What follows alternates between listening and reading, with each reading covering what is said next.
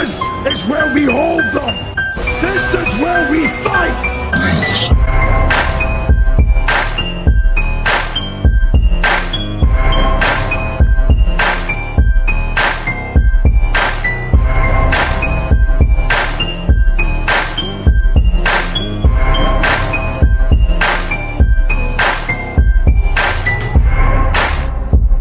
You are now listening to Sweep the Rack podcast featuring Brooklyn Rob and Big Mike.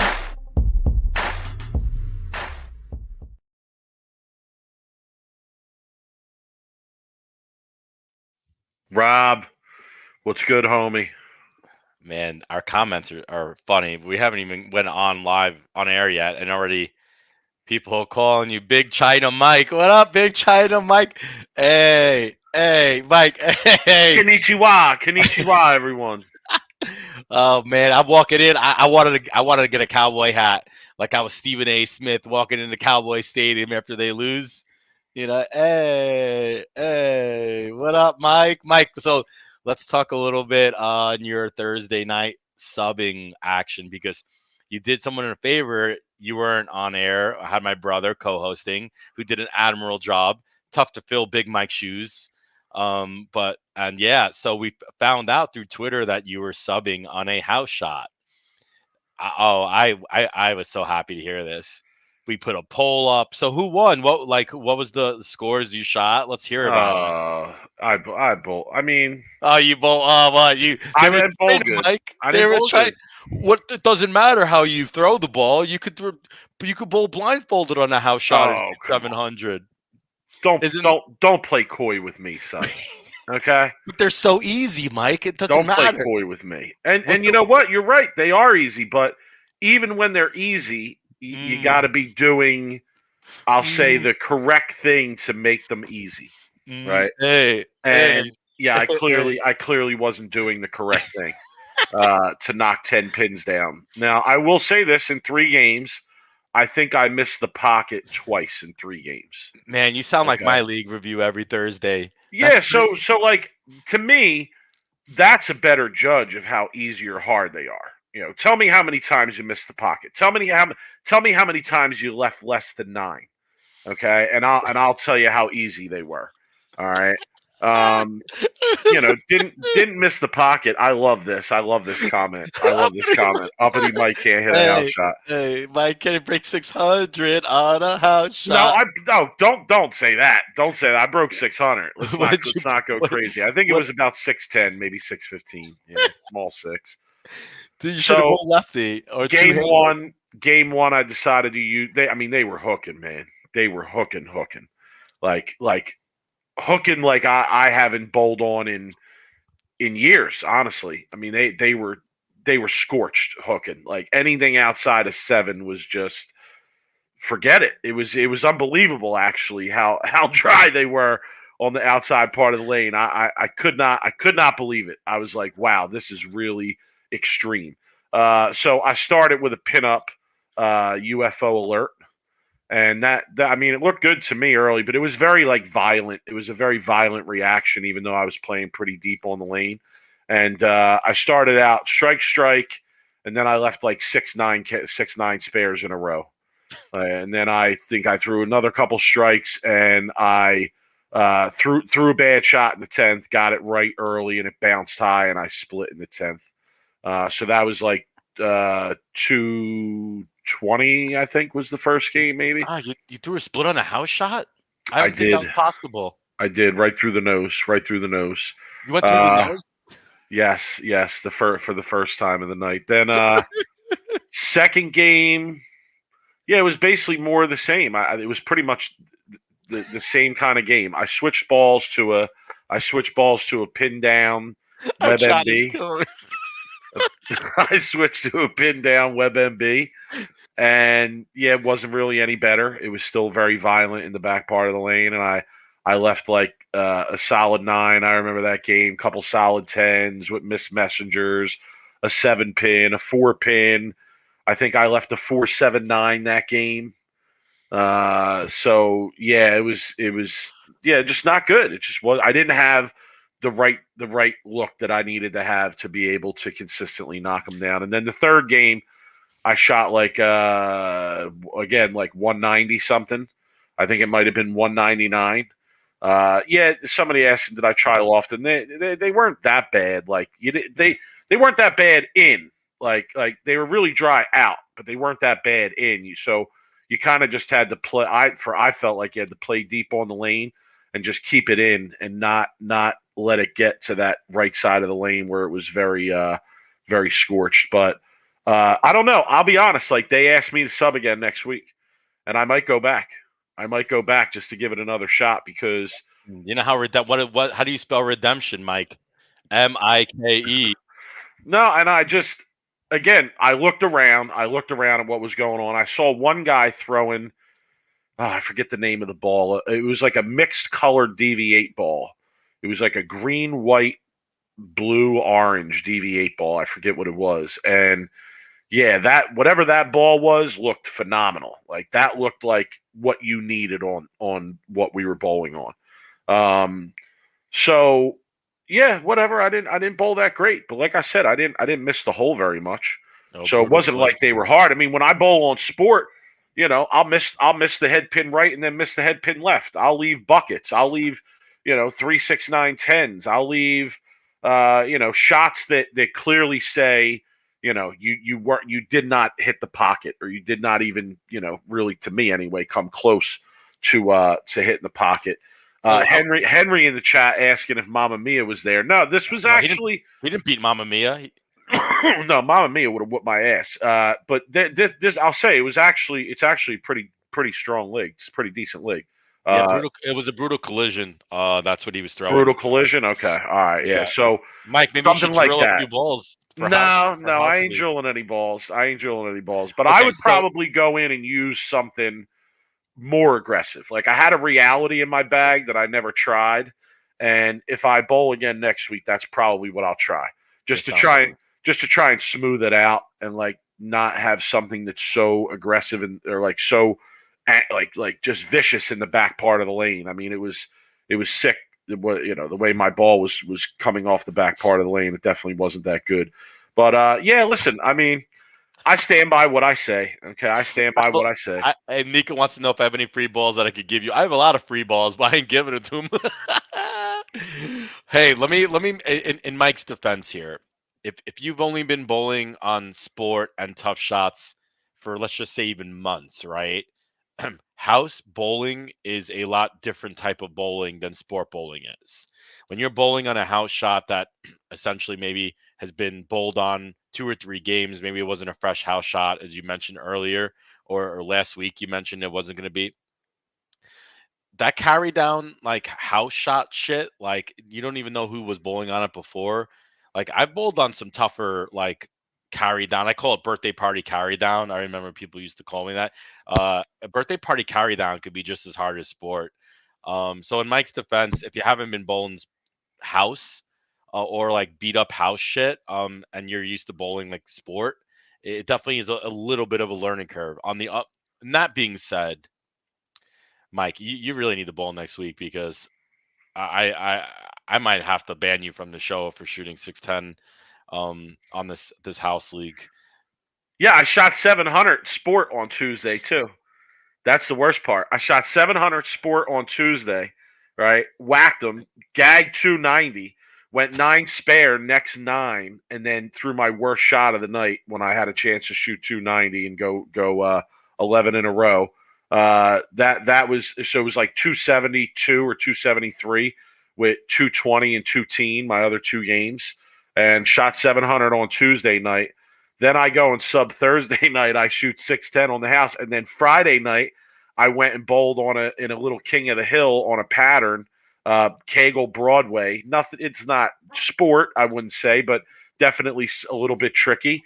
And I shot 650 there with 180 my last game because they were getting a little brutal with the urethane, and yeah, shot 650 there, made the cut, and yeah, I'm not gonna lie, I shit the bed on Friday. That's another thing that people can get on me in the chat for. I made the cut in this little King of the Hill, and my opponent goes up, and he was using Zen Soul, like hooking it, trying to play deep and hook it. And I didn't understand that. That's, to me, that's not something you want to do.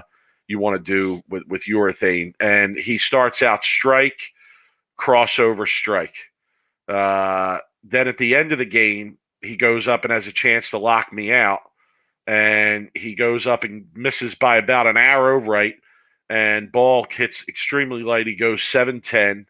And I had a chance to win it. I needed a mark in the 10th. And I got up and threw my absolute worst shot of the game. Okay. Went through the nose. Should have split. It should have been a 3-6-7. But it was just the 3-6, and I chopped the 3-6. I chopped the 3 off. I was so aggravated with myself Friday night. Then I went to the training center Saturday because I had a buddy, shout to GQ, who wanted to get some work in, and they put out the Harry Smith PBA pattern for me, one of the new ones that they've been bowling on. And yeah, it was good. It was an interesting pattern. Interesting to practice on, and I bowled better on that. I struck more on that than I did on the house shot. So one thing I think that people don't want to talk about, but it's true, is that, and I think Dr. Barnes has done the best job of verbalizing this from what I've heard, right? And it's just a fact that the things you want to do to be successful on a challenging pattern are not the same as what you want to do to be successful on house. In fact, some of the things that you want to do to, good habits you want to develop for bowling on something tougher are actually detrimental to what you want to do for bowling on house. The way that Barnes kind of phrases this, from what I've heard him say, is that on house you're trying to control the hook, whereas on sport you're trying to create the hook. And yeah, I definitely needed to not try and create so much hook. Like somebody mentioned about, did I think about doing urethane or this? Did I think about anything else? Here's one thing I thought about. Like, I'm good at kind of just taking my hand out of the ball and just pucking it up the lane.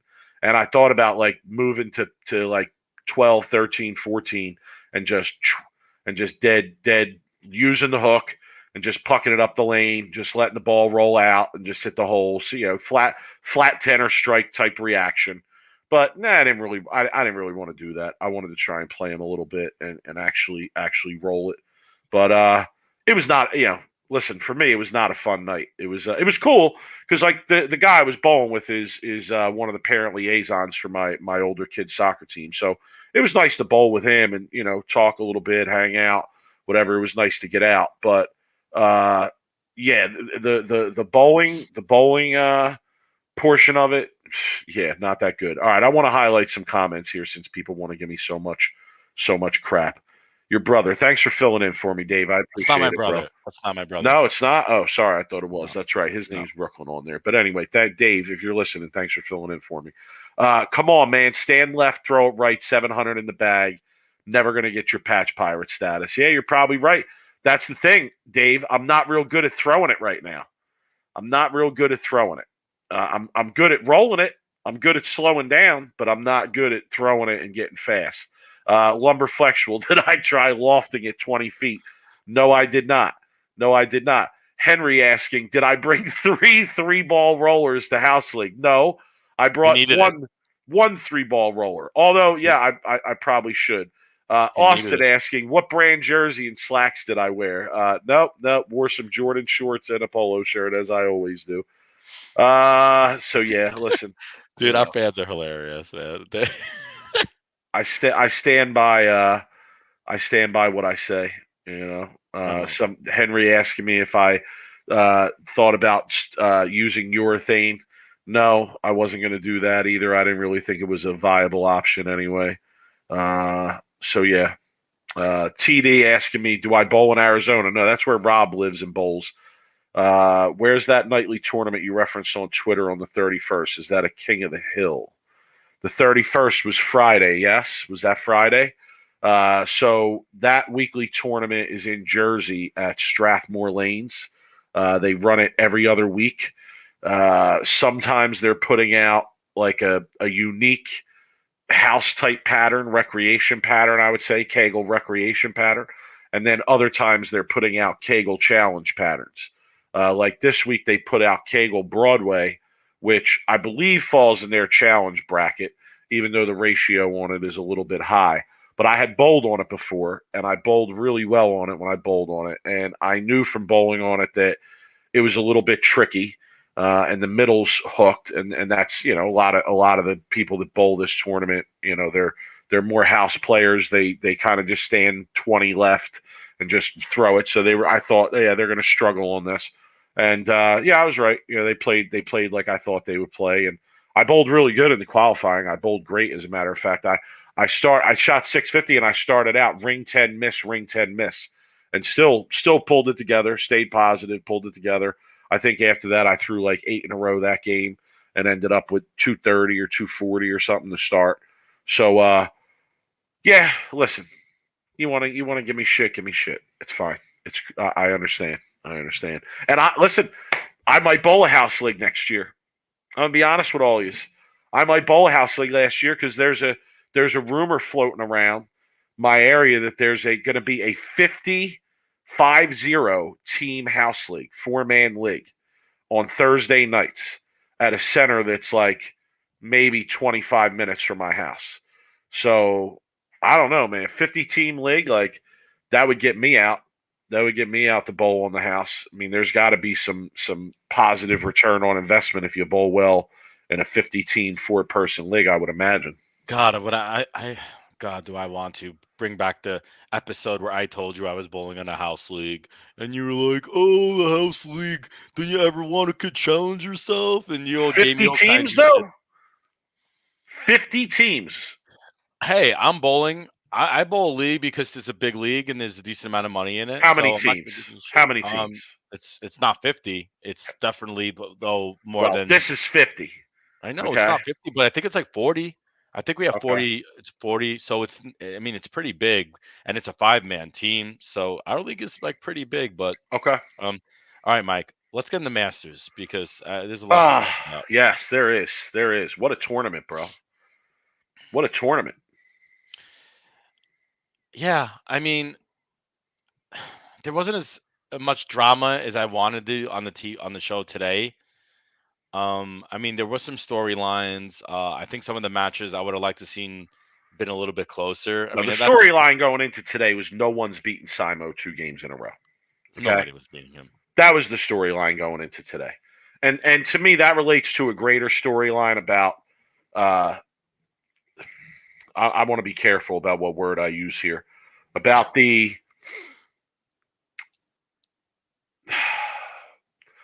altering. I'm going to use that word, okay? I'm going to be careful about my word choice here. To me, that relates to a bigger storyline about the altering of this tournament. Okay. Okay. Let me say this. I think it's kind of bush league by the PBA to make these kind of changes to these events, and to me, in my opinion, as a fan, first, was it the PBA or was the USBC who made these changes? Well, that's a good question. Let me finish my statement, and we can talk about that for a second. Okay. I just think that it's really unbecoming of the PBA to make some of these major changes that they've made to these major championships, right? That have a lot of history in the format of the tournament. Okay, like there's history in the format of the Masters. There's history in the format of the U.S. Open. There's history in the qualifications and format of the Tournament of Champions. All right.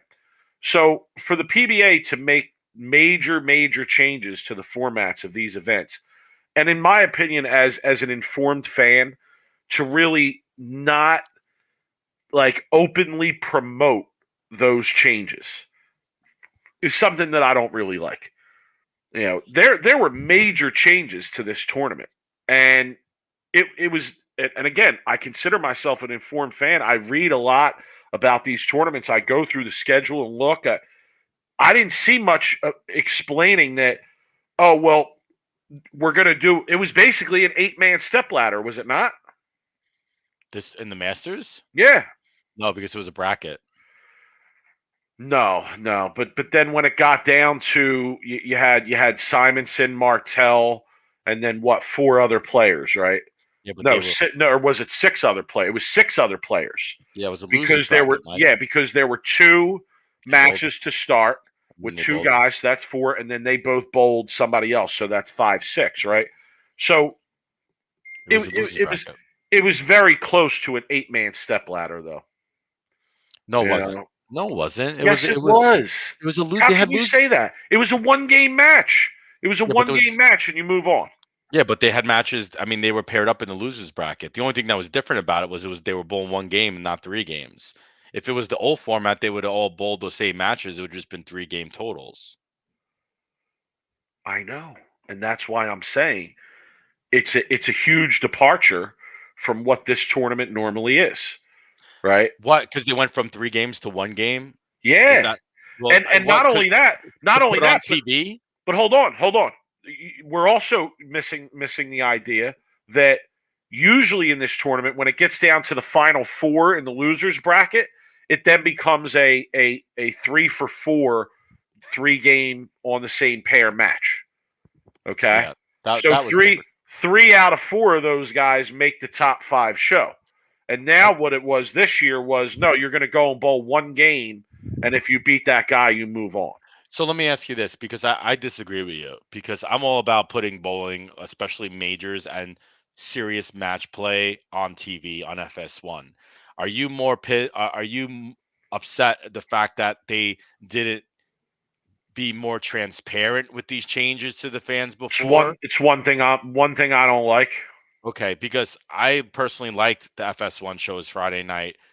I personally don't mind them changing a format in a little bit of a way, or maybe a big way, according to you, to put it on TV so we could watch like these matches on I'm TV. with you on that. I'm with you on that. But ca like, couldn't we find a way to do that while still keeping the valued traditional format of this event? Well, you would have Like less people on TV. You'd have to only if they were going to film the 3 game matches, or what they could have done is they could have bowled the 3 game matches and then maybe shown the highlights of the matches, or I don't know, the last game of the match. If they're bowling a 3 game total match, right? But then you have an instance where you might be showing a match where somebody's up 70 or 80. I saw Simo's well, last okay, match. You know what I that's mean? why you got to have more than one match going on, right? That's why you got to have more than one match going on so that they can flip back and forth and keep people entertained in what's going on. Listen. I didn't sit down. I mean, I could if I really, really wanted to, but I didn't sit down and look at how much TV time was allotted and what they could have done in terms of showing what they wanted to show. Personally, if you take the TV time factor out of it and you say, okay, maybe you can get a little bit more time on TV, because I think Friday night there was like nothing on FS1 after bowling was over. Okay, so if you could have extended that a little bit, maybe they could have shown Simonson versus Martell for the 1-2, plus 2 losers bracket or contenders bracket matches, and then not shown the 3 for 4. Put that back on Bowl TV. Maybe even delay that to the next day, to the next morning, where they bowl the 3 for 4 the next day if you have to. Like, I would even if I would rather uh you know mold the schedule of the tournament to get the format more intact and put that on TV than to change the format to fit what we're being asked to do for TV. I guess my only thing about it is, like, haven't you always been on the record saying that you support changes from the PBA I to do. try different things? I do. But listen, I also have to evaluate whether I think that they worked or they didn't. And I said with the 17-man step ladder, and I'd probably say the same thing about the 9-man step ladder at the U.S. Open, although that stuck more to the traditional format of the tournament throughout, right? But to me, it's just a lazy solution to a problem of needing extra shows and having to get more than one show out of one tournament that traditionally boils down to one show, right? So again, my argument here, or my not my argument, but my beef here is partly based on the idea that there is value in the format of these events. Okay, the Masters is the Masters. All right, it's the Masters for a reason, and why it is the tournament that it is because it has the format that it does. So to radically change that, to me, although I like some of the results of it, like having Parker Bone on TV was awesome, and I'm sure we'll get into that. Don't get me wrong on that. But to change the format in that dramatic of a way, I don't know. Like I appreciate the value of the format of the event. I mean, I'm all about them putting more matches on TV as long as they're meaningful matches. The only reason why I didn't like the 17-man step ladder is because 95% of those matches were meaningless. I mean, you could go and say maybe the final six of that 17 step ladder was actually meaningful. But At least the you wouldn't say the same about some of these matches? well, the losers bracket's always tough to get out of, right? Because you're bowling so many matches, you're bowling so many games. But I mean, no, because they're one game matches. And it wasn't the same as a 17-man step ladder. Like Dombrowski, Okay. when he bowled, he was already put in that spot because of how late he lost. So he earned the right to only have to bowl one match to be in the final show, whatever. But no, I didn't mind this format. I didn't mind the TV's Friday night. I thought it was a good little twist to watch more bowling, especially Masters bowling on TV Friday night. I thought Detroit and the way they have that stadium set up. I don't know if you've ever been to Thunder Bowl, but No. their lanes like 1 through 10 are like specifically made for like bowling, like filming bowling. It's like a stadium type seating. It's pretty unique in the fact that they're able to fit a lot of people, more people than normal, on just a settee area. So Detroit, man, they always bring it too. There's always a lot of cool emotions and a lot of good crowd there in Detroit. So yeah, but other But than that, it was good. It was good shows though. It was yeah, good oh yeah, yeah, entertainment. yeah, Like I will yeah, say yeah. that. I mean, I think in terms of the entertainment quality of it, it worked out. But I'm a traditionalist. People know this, and I would just like to find a way to make things operate within the confines of trying to stick a little bit more to the format of the tournament. All right, Yeah, we let's got to talk talk about about. action. Let's I talk want to about talk about. action. I want to We're get not, into Sean Rash. we're not gonna. Do you want to make any comments about the Friday shows? Because we're not going to do a rundown of those shows. Do you want to No, make any comment on those? yeah, I want to talk about Sean Rash. Okay. Okay, and I want to throw the question out to you I because want to talk about your comment on Twitter real quick about Dombrowski bowling a great game and that's losing. He might be the did. Shout to best game him. I ever. mean, Thomas and Dino Castillo came on and responded to you and said Thomas Keiko might have something to say about that at the U.S. Open, and that's a really fair point It is a because fair point. Keiko did bowl a great game and not carry and lose. But same for Patrick Dombrowski here. I mean, he really. I felt like he bowled a better game in that game and didn't come out the winner. But what's your comment, Rob? Yeah, it was a fair point by Dino. Because the U.S. Open is a more challenging of a shot than this Masters pattern was. But I mean, we want to get into Dombrowski's match. I want to talk Sean Rash though after that. Dombrowski threw literally, I don't what was how many first shots did he throw? 11, 10? And I mean, that could have realistically been a 300 game. I mean, and there were points that were made that the way he was playing him, his angles, where he was starting, where he was getting the ball to, he was playing some pretty steep angles compared to Sean Rash, who was really just firing it up and playing a really like that straight kind of angle. And yeah, I mean, that's going to affect your carry, what lines you play, how steep you are, what your break point is. All of those items are going to affect your carries. So, man, shouts to Dombrowski. He completely threw an amazing game. And just, Sean Rash, didn't bowl as good of a game as Dombrowski and won. But Look, that's bowling, man. That's the breaks. Anybody who bowls knows that. I mean, how many times has anybody in the chat out bowled an opponent in match play and lost? I mean, it happens all the time. We just happen to see it on TV when there's thousands of people watching. True. Okay, fair. Any other comments about the Friday shows? Sean Rash, we got to talk Sean Rash. The tie was cool. Tie was really cool. Tie was cool. That was a great match. Kyle Sherman kind of gagged it and then got it back. Yeah. If Sherman lost that match, I would have called that a little bit of a choke job, in my opinion. Okay. He had the match won. I mean, all he had to do was literally and he had a great look too. I mean, you saw today how good of a look he had the first game or two. If he was able to stay ahead of his moves, but we'll talk about that in the rundown. Patrick D. Coincidence, irony in the chat asking why was Dombrowski's brother talking shit?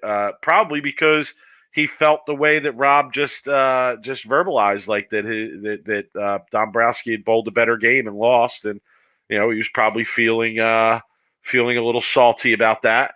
I actually retweeted his tweet and said I could totally relate to being this dedicated of a fan to someone. I'll tell a quick story. I don't think I've ever told this story on the air before. Bill made the cut at the U.S. Open a couple times when it was at Carolier. Like the first time was when he was an amateur, but then he turned pro and it stayed there for a few years, and he made it again. And one year, and people involved in this story will say I have the story wrong, but I'm just telling you what I saw from my perspective as a fan in the back watching. It was an early morning match play match, and he was bowling I'm not even going to say who the bowler was.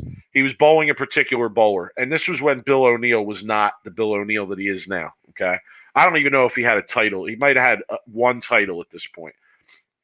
And the bowler he was bowling it was early in the morning, but the guy was reading the newspaper while he was bowling Bill. Okay. And I'm in the back watching this, and Rob, the way we're going to take something like that. I took that as the guy trying to show Bill up and say, oh, yeah, I'm going to sit here and read the paper while I bowl this guy. Like, it's no big deal. And you're bowling match play of the U.S. Open. And I'm not going to lie, like, for years after that, I rooted against that guy. And, like, anytime I saw his name in a tournament or he was making a run, I was trying to black cloud the shit out of him. Who was it? Come on, just. I'm not going to say. I'm not going to say. I remember. No. I remember that Bill beat him too, and I may have made a comment it was early in the morning, and I remember there weren't many people there watching because it was like an early morning match play block. I think it was the early morning Saturday morning match play block of the U.S. Open. I may have said something after the game was over, after Bill struck to win. I think I might have said something like, "Yeah, that's right. Read that in the paper, son." And I think so. I understand. What it's like to be that invested in somebody's performance out there. So I'm not hating on Dombrowski's brother, but all right. What do you want to talk about with Rash? Go ahead.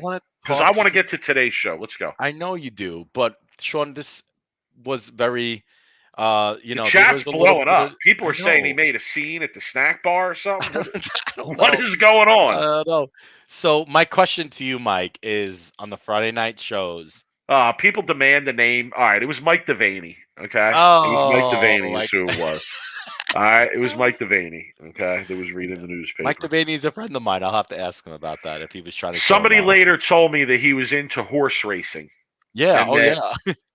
That's what he was doing. That he was checking results. Yeah, he was checking results of some horse race or something. That's somebody told me that, and I told the person I don't really care. Like, to me, that's not an excuse. So. Come on, man. He's checking that, that's 654.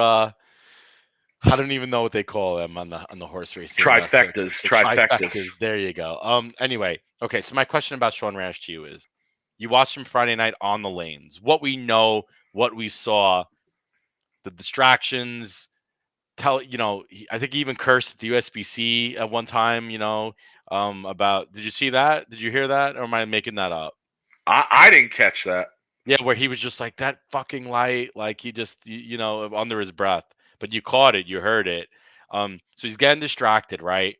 He's really, self-talking him while he's on his approach. He's really trying to get that self-sabotage mindset out of his like mind, right? Out what of his pre-shot routine. correct. Yeah. He's nervous. You could tell he had anxiety. He's trying to No, relax he ain't himself. nervous. You're wrong about that. Sean Well, Rash ain't nervous out yeah, there. everybody gets nervous, especially when you haven't been on TV in years, Mike. For a major, trust me, he was nervous. There's no doubt in my mind. So and then he starts doing the balking, whatever. Anyway, you watched it, right? Was it just him trying to like psych himself up to win, to throw good shots, or was there gamesmanship? Was he trying to get in Dombrowski's head? Was he really trying to be an ass about it? Because I don't personally think that was the case. I want to know your opinion on that. That's tough. That's tough. Am I wrong to say that Rash is sort of a guy who runs hot when he's competing, like a PDW style, mind frame while he's competing? Like any little thing is going to set him off, right? I feel like that's the way he is when he's out there competing. So I'm never really surprised when something sets him off. At the same time, I always think it's gamesmanship. I do. I almost always think it's gamesmanship because I feel like these guys are good enough to, kind of get in that mental zone where nothing's going to impact what they're doing. Rash has bowled for $100,000 at Bayside and bowled in probably what was one of the best matches in PBA history against Bill, where they both were just, performing at an ultimate level. And, he's able to zone in that type of environment. So I don't know. I mean, I always think it's some level of gamesmanship, especially with the balks and slowing the match down and, things of this nature, especially against a guy like Dombrowski, who doesn't have a lot of TV experience, who's likely to be rattled by some of those things. Look at the last time. One of the last times Rash was on TV was the time that he said, what was it, equity or fairness in the game. I don't care. I said it. I don't give a shit. And then Russo got up and went 5 through the face to hand him the match. So I don't know. Like if I'm coming from that angle, perhaps I think it's effective. Perhaps I think it's an effective way to rattle somebody, especially somebody who doesn't have that upper level of experience. But what the funny thing is I love Sean Rash for TV. So do I. Sean you Rash never know what's going to happen. Sean Rash is what bowling needs for TV. No, but they need everybody to be what in that mind frame. No. God, In that mind frame. In that mind frame of, teetering on the edge of insanity while you're competing. I'm an Eagles fan, so some of you might not get this reference, but you understand this insanity. I'll you know what? I'll make a more general comparison. Like Rash to me is like Draymond Green. Okay? Like when Draymond Green is out, and I don't really follow basketball all that closely, but I see highlights, I listen to podcasts, I hear stories. Like he's out of his mind when he's on the court. Okay, he's out of his mind. Like he thinks it's a war going on, and he's willing to do anything he needs to do to win that war. And that's the same mindset that I feel like Rash is in when he's out there competing. And I feel like, yes, the PBA would benefit from more guys being in that mindset. Like, we're going to war here. This is a war, and I'm either dying out on the battlefield or I'm coming back with the win. Okay, and listen, we all know it's not necessarily like that. It's more like, hey, I'm focused on the task at hand. I'm remaining mentally in the moment. Yada yada yada. I'm friends with the guy who I'm bowling, so I'm going to give him a hug, and it's going to be all cordial and whatnot. But yeah, I know a lot of people get rubbed the wrong way by Rash's way of doing it or the way it comes out for him. But I agree, man. Like, it's entertaining as hell. Oh yeah, it's like you gotta love him or hate him, but you have to watch him, and that's what Pete Weber was. That's what he was known for. Gary West in chat saying Draymond is a nutcase, but isn't PDW a nutcase? Tell me he's not a nutcase, Gary. Yeah, Like he's where does you know, who do you think I am? I am. Well, who do you think? From? I mean, dude has a documentary that mocks him as saying "suck my sack," like, and that's not out of my mind. And that's listen, that's a lot of times where the entertainment comes from. You know, the guy the comparison I was gonna use from the Eagles would be Brian Dawkins, and like there's a lot of pregame clips of him, like he would be crawling around on the field like an animal or something, like screaming, speaking in tongues, like. This dude is absolutely out of his mind. Like he's going to war out there. He's changing his personality to go out there and compete. Yeah, I mean, like, it's very comparison. And as a Jet fan, someone like Rex Ryan, who was very entertaining, and either you loved him or you hated him, but he was super entertaining, especially when they were on Hard Knocks on HBO. So yeah, so I get that. All right, Mike. There's Bowling with the Fef in the chat. Tough to argue with success from Rash and Weber, but. Let's be clear about it, though, right? I don't think all guys out there can go into competition with that type of mentality and still keep it together, right? I think that they're an example. Rash and Weber are an example of guys who can go in there with that mentality and keep it together and use it to fuel them to success. Where I think other guys, it eats them. And it leads to mental lapses and mental mishaps, and actually does not benefit them.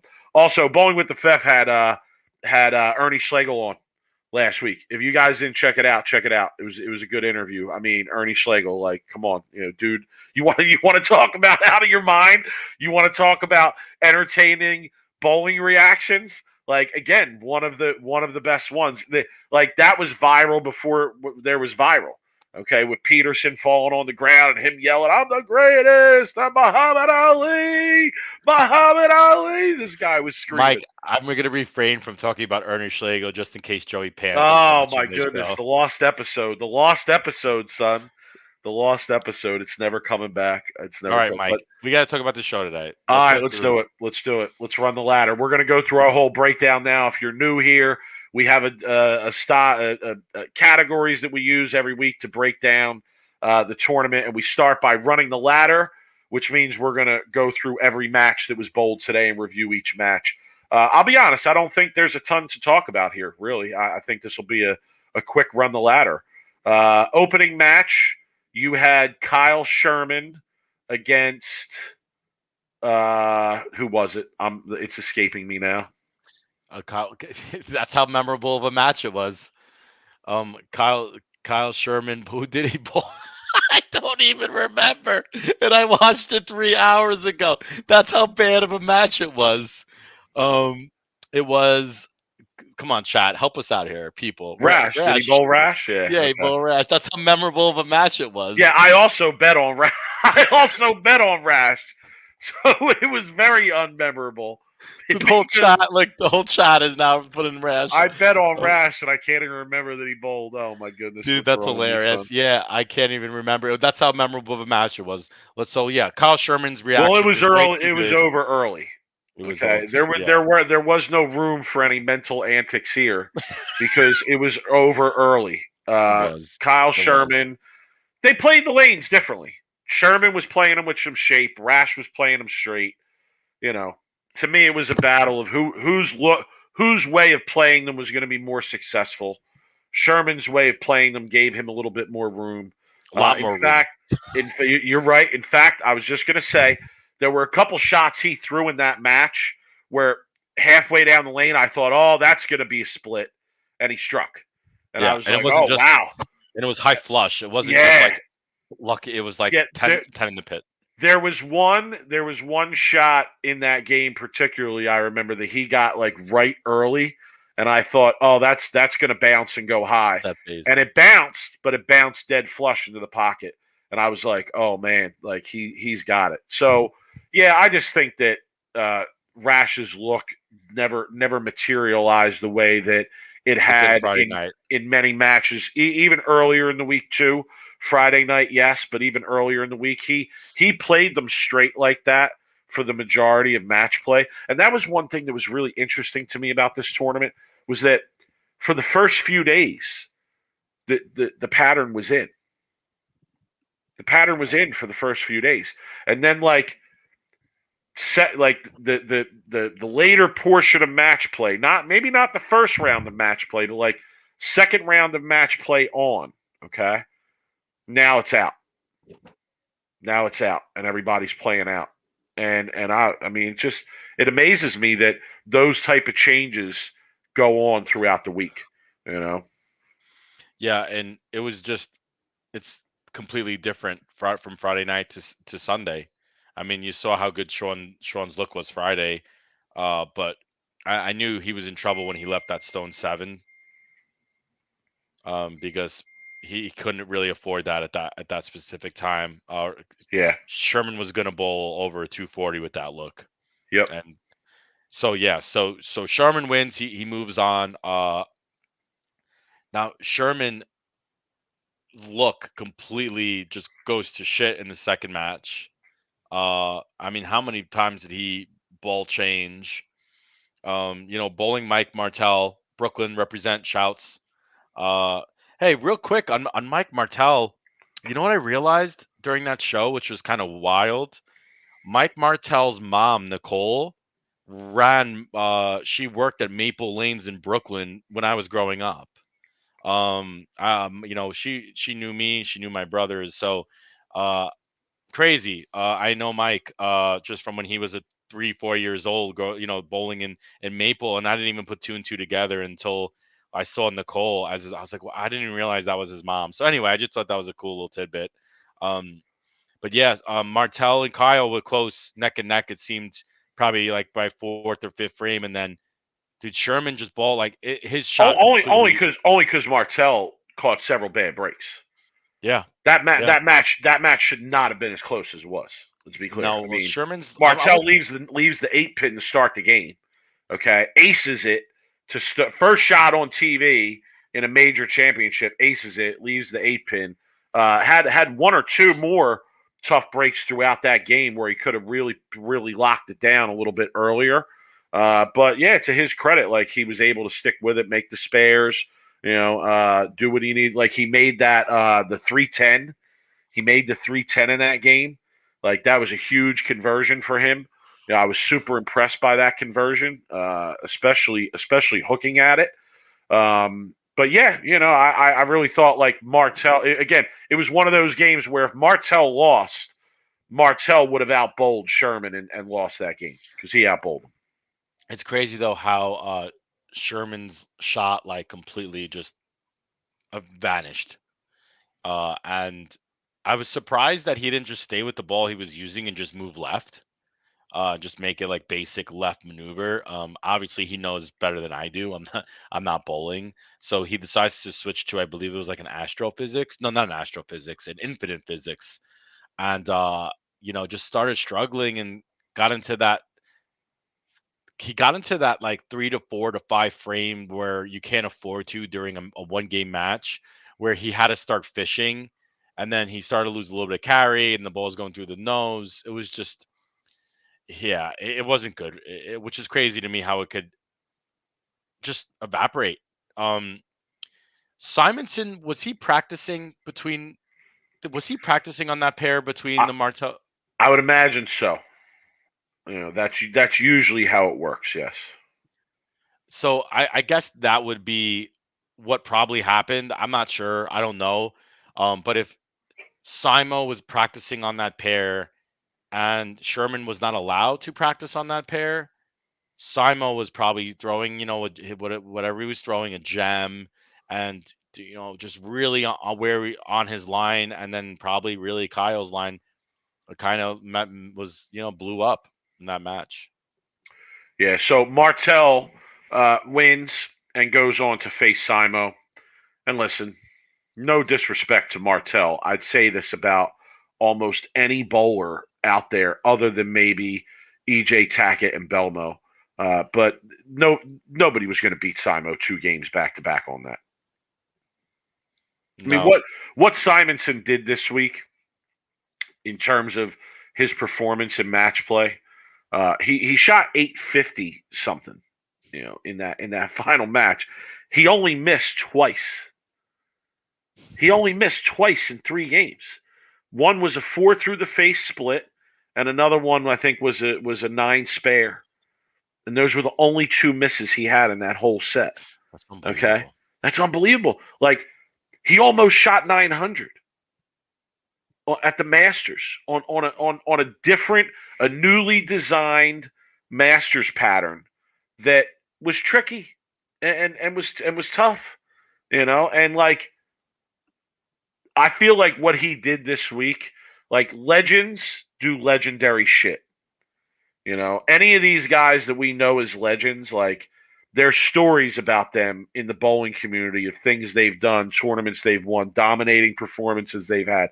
I feel like this was a week for Simonson like that. Like when all is said and done and his career is later in his career and people are kind of looking back, I think this week will be a week personally that I will remember in terms of him just being ultra dominant, and just really like Mike, he's 26. making it his tournament. He's 26, Mike. The amount of talent that this kid has as a 26-year-old is honestly has never been seen before in this sport. This is his 5th major. He's 26. Mike, I can't stress that enough. This kid is literally, he has his all 4 years of his 20s. He's got all of his 30s. As long as this kid keeps his head on straight and he practices still and he takes it serious and he continues to really perfect his craft. I mean, there's sky's the limit. Everything's in play.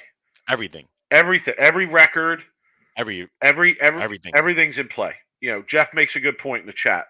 Scariest thing about Simon is he has in his prime yet. He's really not even close to it. TD in the chat. It was a legendary Earl Anthony, Mark Roth, Walter Ray Williams Jr.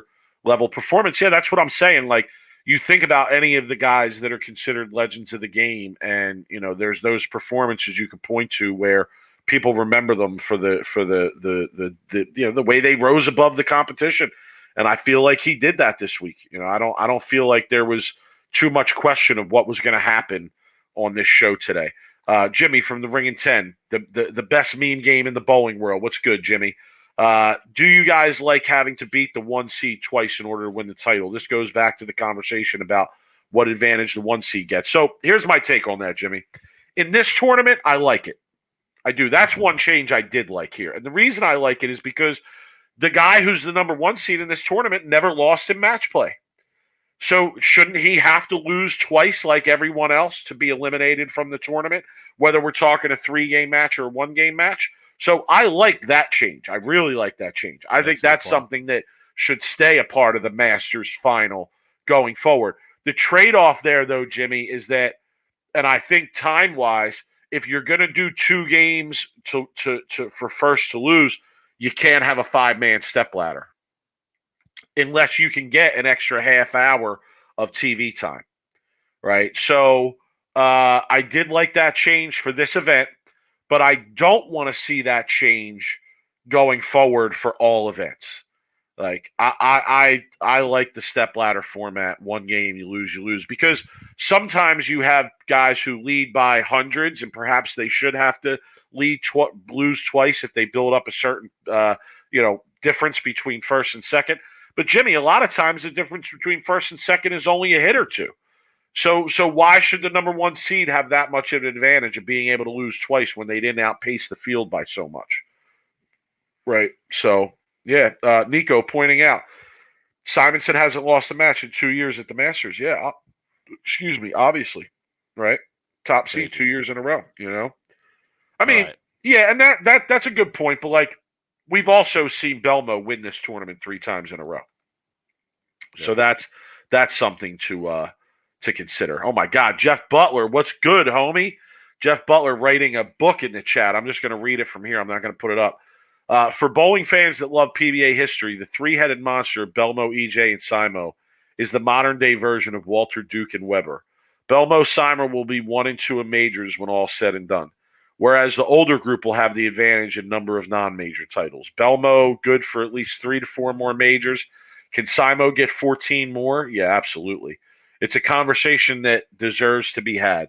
EJ might end up being the best non-two-hander ever. Can you imagine his career without two-handers? I mean that's a fair point. Yeah, that's a fair point. EJ may, but if Jeff, if you're looking at it in terms of majors and not overall titles, and I think you probably have heard me say before that I'm not too keen on the moving of the goalpost in terms of evaluating the historical aspect of a lot of what goes on. It was number of overall titles. Now it's going to be majors, but I do agree with your point if we're talking about that. Oh, that's right. Norm was the number 1 seed last year, so Simo did lose one match last year because Duke was the 1 seed last year, and Simo was the 2 seed. So not undefeated over the last 2 years, but still one loss in the Masters bracket over 2 years, still super impressive. All right, so player of the year. Or do you want to talk about the last game? I mean, there's not too much to talk about, right? No, there's really not. I want to save the player. It all of the year came down to the conversation. split. It all came down to the split from Martell, right? Once he threw that split, it was over. Yeah. Simo was already applying the pressure.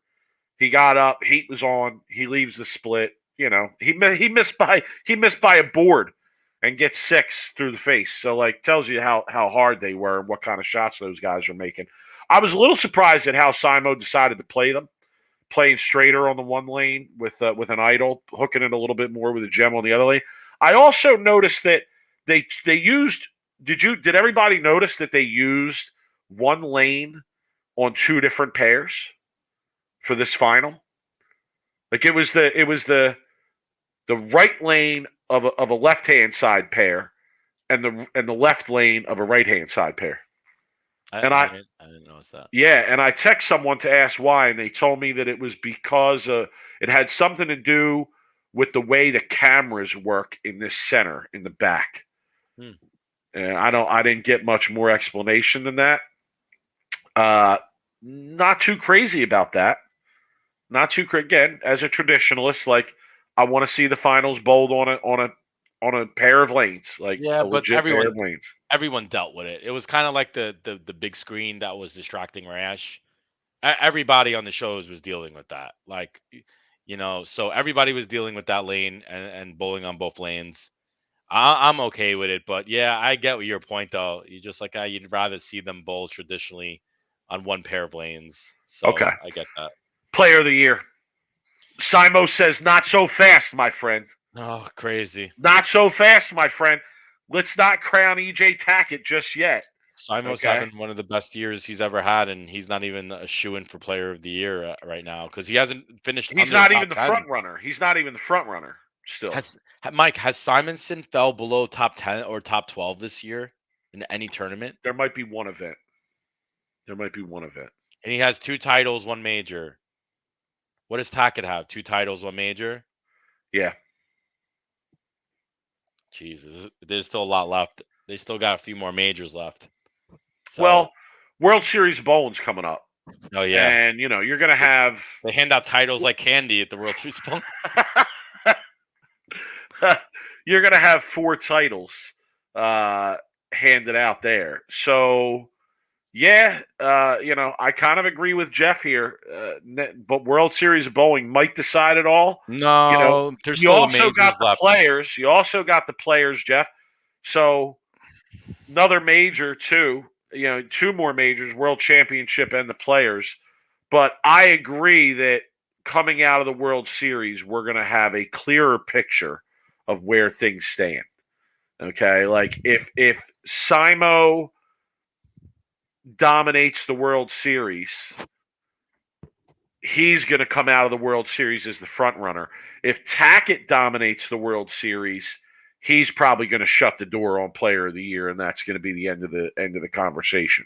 With the way they've both been bowling, they both are going to dominate, and it might be like this the rest of the way out, where you're going to see both EJ and Simo in the top 5 almost every tournament at this point. It feels that way. Jimmy saying he wants to see an EJ Simo final, Carol. I mean, wouldn't that be awesome? Wouldn't it be awesome if we got that with with Player of the Year on the line, where it sets up where they're basically even going into that event, and it ends up with those two bowling for the final. Somebody in the chat is saying Simonson isn't bowling in the World Series of Bowling. What? That's ridiculous. That's ridiculous. I'm sorry. I don't believe that. I don't believe that. All right. We need to go through our awards, Mike. Okay, let's do it. So which one you want to do first? Another $100,000 for Simo. Shit, man. He's just The kid wins a lot of $100,000 tournaments. He won the $100,000 Bolero League Series at Cavalier. Most of the majors he's won have been $100,000. Yeah, he wins $100,000 tournaments like it's nothing. All right, what category you want to start with here, Rob? You pick this week. I'm gonna pick. Okay, let's start with I See You, Hoss. Okay. Pretty easy pick here, or what? No, there's so many bowlers that you could see. Oh, that had good runs. No, it's an easy pick. It's Mike Martell, Hoss. Oh, Mike I Martell. See You, Hoss. He finished second. I didn't pick Mike Martell. Oh, man, that's disrespectful, Rob. I have him in another category. Why do I have to pick him on I See You, Hoss? My I See You, Hoss goes to Russ Oviatt. Okay. He had a great tournament. He did. He was in the top 5, top 10 all week. Made a good run in the bracket. I see you, Hoss. Russ Oviatt, man. Hanging, doing some good things out there. He was a victim, I felt, this week of not moving out quick enough when the lanes transitioned to playing out. Like he played in all week and bowled great, and then they transitioned out. I think he just waited a game too long to transition out, and otherwise he may have remained in it. All right, yeah, I felt like CU Hoss was easy, Martell. I also, if you were going to say Martell, because I thought that was an easy pick, I was going to say Jeff Ostrang. He was a senior, and he qualified 12th. Never heard the guy's name before. Okay, qualified 12th as a senior. Pretty impressive. Okay, let's go milk carton. There were a lot of milk carton possibilities this week. There was. Milk carton goes, I'm giving it to my boy, old Saginaw Valley representing Danny Mac McClelland, getting the last $1,260 check too on top of it. That's who my milk carton goes to. It was nice to see him out there. Love the way he throws it. Man, talk about someone who left in way before they could have left the tour. Oh man, Danny Mac is some player. He's some talent, boy. Yeah, Brandon Bone, I See You, Hoss, no doubt. And listen, that there were just a lot of I See You, Hoss possibilities this week, honestly. Yeah, and a lot of milk cartons too, especially with Martell finishing second. So like that kind of to me, like it requires us to recognize him in that way. Okay, my milk carton goes to Ryan Simonelli. I was actually glad to see him whack them. The block he whacked him. He shot 300 the first game of the block, I think. Later on, he went front 9 again. I think he might have finished with like 279, 289. I was happy to see that because I watch a lot of bowling, and I've watched him bowl quite a bit this year just from being on pairs with other people I'm watching or being next to people I'm watching. And I got to say, man, he's having a tough season out there. And in a lot of instances, he kind of looks miserable out there doing it. And it was just nice to see him make a run and bowl well and be in the mix. He qualified very high in the standings. Didn't work out for him in match play. But it was also nice to kind of see the lefties have a look, Okay. Next category. Let's go dumpster diving gold medal. Oh man, so many people that I would need Fort Knox, Mike, to give out all my dumpster diving gold medals. Oh my goodness. I'm gonna have to go with I probably picked the same person. But a Grammy Award nominee, Jimmy Allen, man, he gets my dumpster diving, Oh, man. really? I wouldn't give him the dumpster diving award.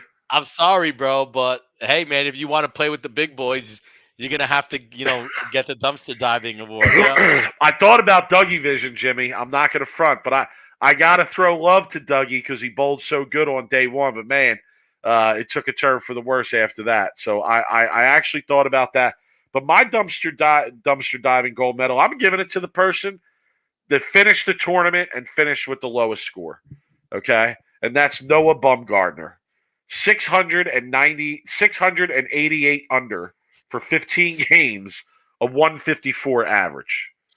Yeah, so tough day at the office. tough. Now, if I'm not gonna lie, I scrolled up from the bottom when thinking about dumpster diving gold medal, and the first name that regular you knew. right, the first regular professional name that I saw that I recognized was Zach Wilkins. Okay, two-hander from Canada who bowls on tour pretty regularly. I think that was, that's worth a mention in this field. If I scroll up and you're the first name I see that I really recognize in this field, not a great thing. Not a great thing for sure. But okay, let's go spare shoota. Easy choice here. Yeah, Chris Barnes. Yeah, it's Dr. Barnes, man. It's Dr. Barnes. What? And listen, Kyle Sherman went on. I know. Right? So, right. What could have been there? Could we have had Parker and Barnes on the same show, two legends of the game making a run? Like, that would have been really really interesting, Yeah, he missed the 7 and he chopped 3, 6-10 to lose by 1. If anybody doesn't know what happened out there, it was like 628 to 627 or 628 to 629. Henry, let's not start with Henry wants me to bowl the Masters in 2024. He wants to start a GoFundMe. I don't need a GoFundMe, Henry. If I want to go bowl the Masters, I can pay for myself to go bowl. So, Mike, don't you think I'm just not enough of a dope. I'm just not enough of a dope to believe I can go out and compete with the best in the world when I'm a 3-game-a-week hack. But I'll tell you this: if I went out, I wouldn't average 160, bro. I can tell you that. Don't you think it's convenient that he's bringing up you bowling in the Masters during us doing dumpster diving award? Yeah, absolutely. Yeah, I think that's absolutely. A little convenient. I know he's taking a shot at me. That's what I'm saying. I ain't gonna average 160. Oh no, you bowled 600 in a house shot, so. Fair point. 610. Don't shoot me. 610. So funny. I could hammer you on that. All right, ride, not ride. Ride, not ride. Who you got? I'm riding with Mike Martell. Okay. First, I want to love. It's the Brooklyn way. I could just see us, get some Nas, some Biggie.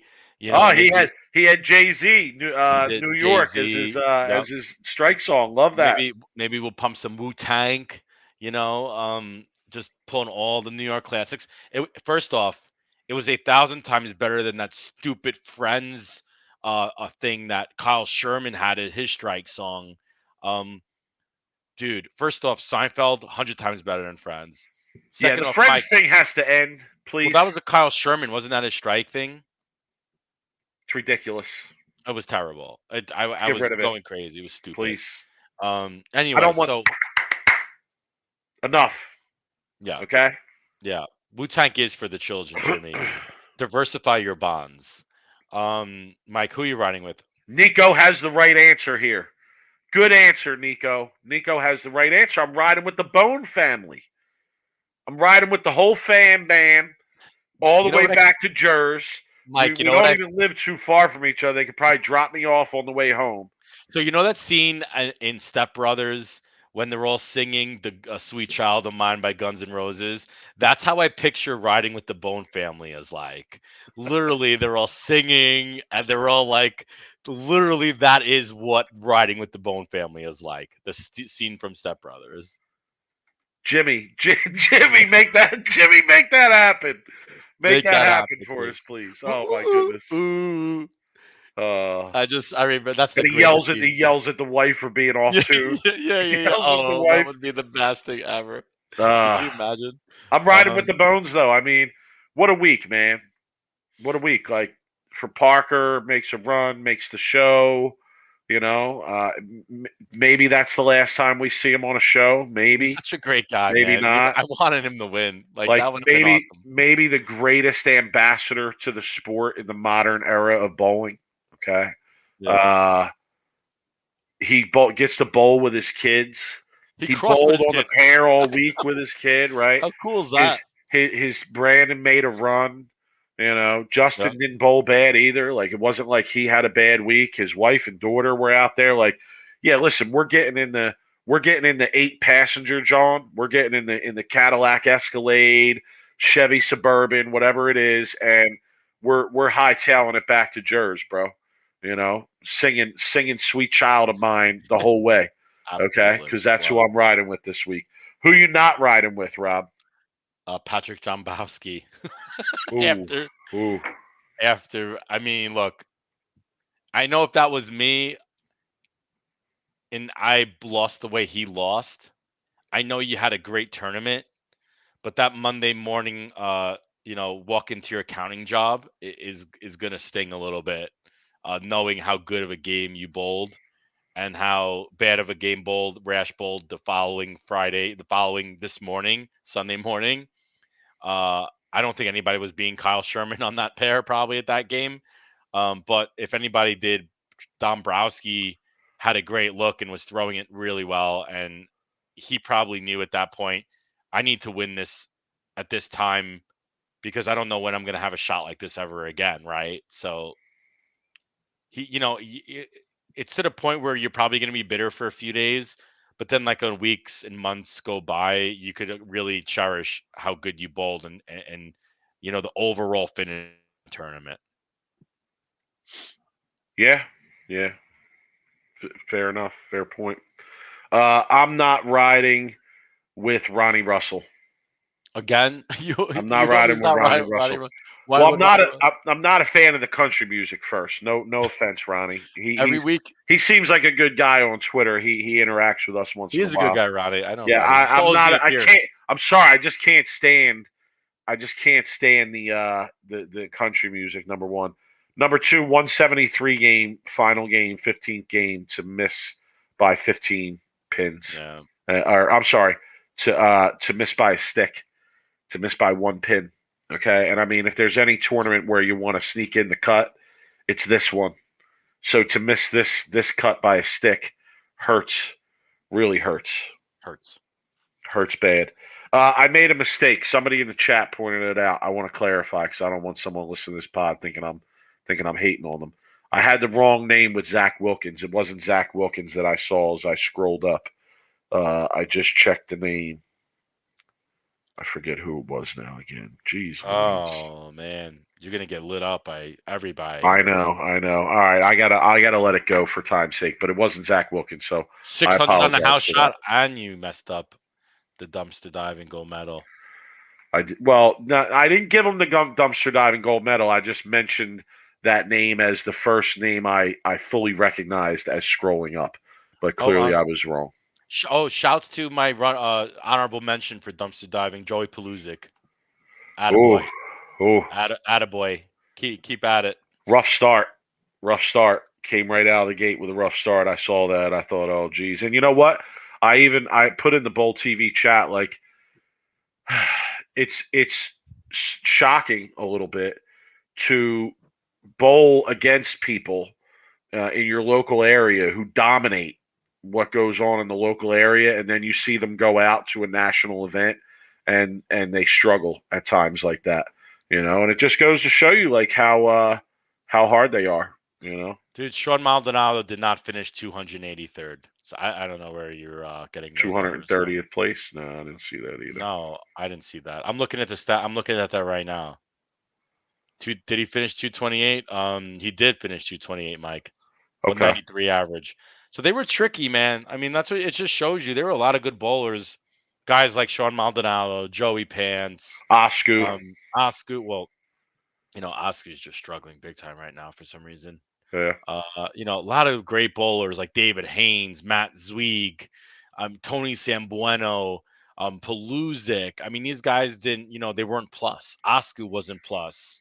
Liz Johnson wasn't plus, Mike. Verity Crawley wasn't plus. Arturo Quintero was even.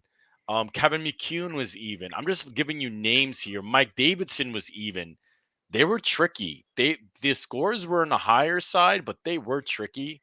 And then you puts into perspective when Simo goes and shoots 840 for 3. Really, what Simo did is unbelievable and extraordinary, honestly. Let's talk about bets. Oh, come on. It's already Thomas Leonard in the chat saying he placed $60 in bets this week to make 20. But it was a lot of fun. Yeah, I agree. It is fun to bet. I had a ton of bets at the beginning of the week, and it was looking really good for a while. Kind of fell apart. Luckily, I had Simo. We both had Simo. So we both made some money on that. Individual matches, I threw some money on – what did I do, Rob? I threw some money on Brandon going against Barrett. Against Barrett, plus right? 240, you won that one. And then you lost you bet against Simo. You bet for Kevin Williams. Yeah, for Kevin Williams. Match. 720 to 730. Yeah, and I only bet that because of the odds. Right? I only bet that because of the odds. I told you to bet Sherman this morning. I told you to bet Sherman. You asked me who you bet. I said always bet the odds. Yeah, no, I mean, and that's usually what we're doing. But yeah, I made a little bit of money for the week. Just off of Simo and hitting that other bet. I bet Rash in the first match today against Sherman. I lost that. I just thought the way Sherman finished his match the previous day was going to affect how he bowled today. But listen, I reiterate what I've said before. I think expanding the opportunities for betting on bowling is a major way to get people interested in our game. It's built for betting. It really is. But dude, someone else said that Simo's not on the World Series of Bowling list. There could be some truth to that, if that's what the fans are saying. The chat. Why would he not be bowling the World Series of Bowling? I don't know. We have to hit up some people. I mean, I'll text him. I'll text him tonight and find out. I just find it remarkable that he would not be bowling. I mean, is it possible that he's entering and he's not on the list, or perhaps it's a clerical error on someone's part? I don't know. I would just be absolutely shocked that he's not bowling the World Series bowling, especially with how he's bowling this season. Mike, maybe he's just winning too much. The house cut him off. Maybe. I think Jeff. Yeah, if he doesn't bowl the World Series of Bowling and EJ goes on a run there, is Player of the Year decided? Honestly, I really don't think Player of the Year is going to get decided until the majors are done. My personal opinion, EJ could win 2 of 4 titles at the World Series, but if Simo wins one more major and EJ doesn't, I think EJ might have an edge there, or Simo might have an edge winning essentially 2 majors and having a title compared to you. Look, it's so neck and neck right now. We could talk hours. I'd love to have one of those tail of the tapes when we could see the events, the top 10 places, the wins, the earnings, put it side by side, and then you could really get a good idea of where we're at. Yeah, you can put whatever stats you want, but it comes down to wins, bro. Comes down to wins. But does top 10 or top 12 finishes, does that count? Nah. I mean, does it? Yes, but like a whole body is that going to decide the win? No. Is somebody who finishes in the top 10 every week but only wins one non-major title ever going to win Player of the Year? No, that's not going to happen. So, Mike, I got a question. Is Belmo out of Player of the Year consideration right now? No. Let's just say Belmo wins. Too much bowling left. I mean, this is a guy who won like 3 titles or something at the World Series of Bowling in a previous year. So what if he goes on some kind of crazy run like that and wins 2 titles in a major? Yeah. So no. In fact, can we, Rob? Can we get odds on Belmo for Player of the Year? Because I would take that. I would take that right now. Maybe I'd put 100 on that right now.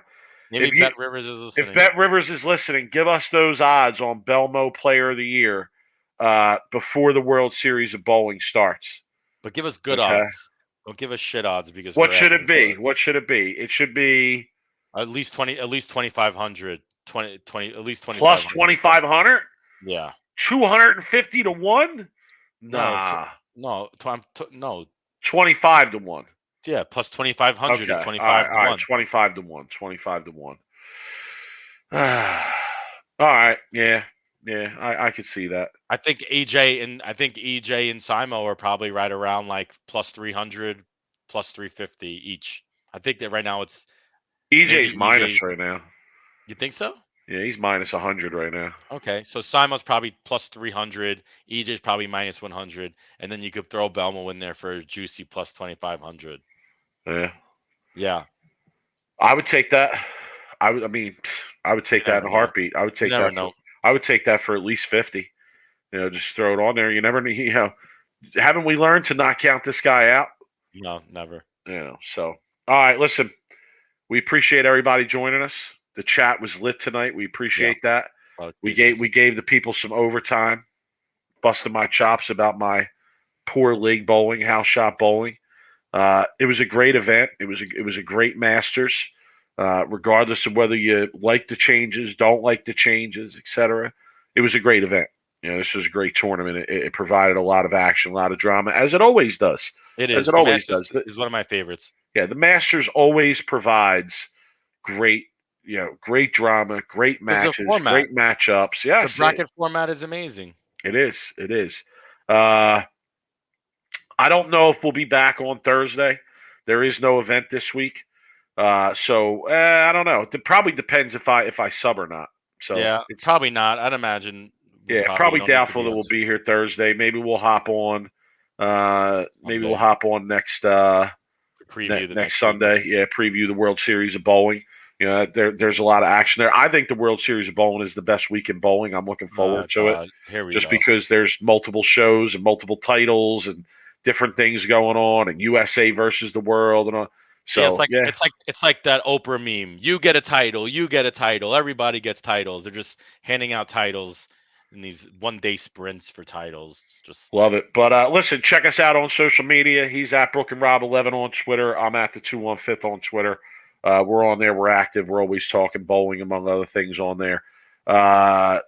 We will see you guys next Sunday. All right, we'll check you guys out next Sunday, and we will give you the preview for the World Series of Bowling. All right, take it easy, guys. Have a good week. Later.